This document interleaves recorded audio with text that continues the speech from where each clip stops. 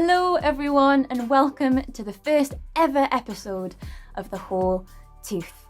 This series is dedicated to giving you guys nothing but the truth on sharks, rays and all kinds of ocean animals.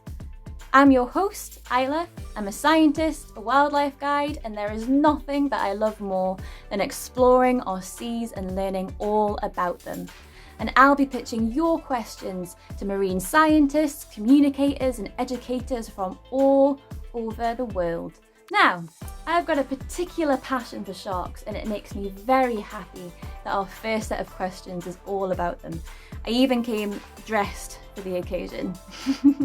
So without further ado, let's get to it. Our first question comes from Twain in the Seychelles. How old can sharks get? This is actually a very tricky question because for most of the 500 shark species that we know of, we don't have this data. All that we know is that the Greenland shark, a shark that can grow up as big as 5 meters and lives up in the cold Arctic water, can get as old as 400 years. So this estimate potentially makes the Greenland shark the longest living vertebrate of our planet. So that's pretty cool. That means that sharks that were alive today would have been around at the same time as people like Shakespeare or Galileo, which is pretty insane when you think about it. Okay, moving on. How do sharks get babies?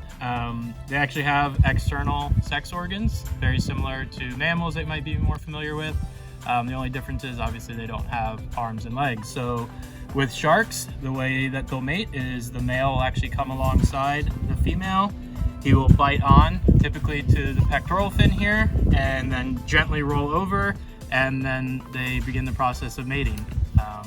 Can be a bit dramatic in sharks, but that's one of the things that makes them very interesting. That was brilliant, thanks Matt. And top marks for use of props as well. Okay, what's next? Do sharks have to keep on constantly moving? And if so, why? So this actually depends on the species of shark. For some, like the white shark, they do need to keep swimming in order to breathe and also to maintain their buoyancy. So the way that this works is that the forward motion of the shark, powered by the tail fin and also lift provided by the pectoral fins, the shark can swim with its mouth wide open, and the forward motion allows the water to flow in through its mouth and out and over its gills, which allows it to remove oxygen from the water in order to breathe. But for other species of shark, like the angel shark that spends a lot of time close to the sea floor, this species can actively pump water in through its mouth using the mouth muscles and over the gills. So in other words, Dory was right all along. Just keep swimming. That's great advice. Thank you, Clover. And last but very much not least, we have Kingsley from South Africa. I would love to know, are sharks immune to all diseases? Unfortunately, diseases in sharks have not been well studied. But there are some documented cases of viral, bacterial, fungal, and even parasitic diseases in sharks, especially in captivity. However, as far as we can tell, these cases are relatively uncommon. That was fascinating.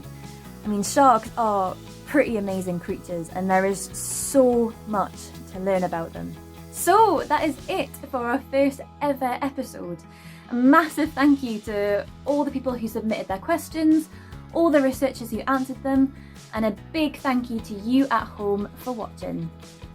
If you really enjoyed this video, make sure to click like and subscribe to our channel for more content on the oceans and all the things that live within it.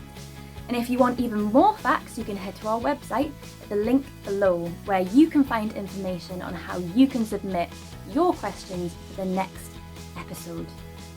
Alright, see you next time.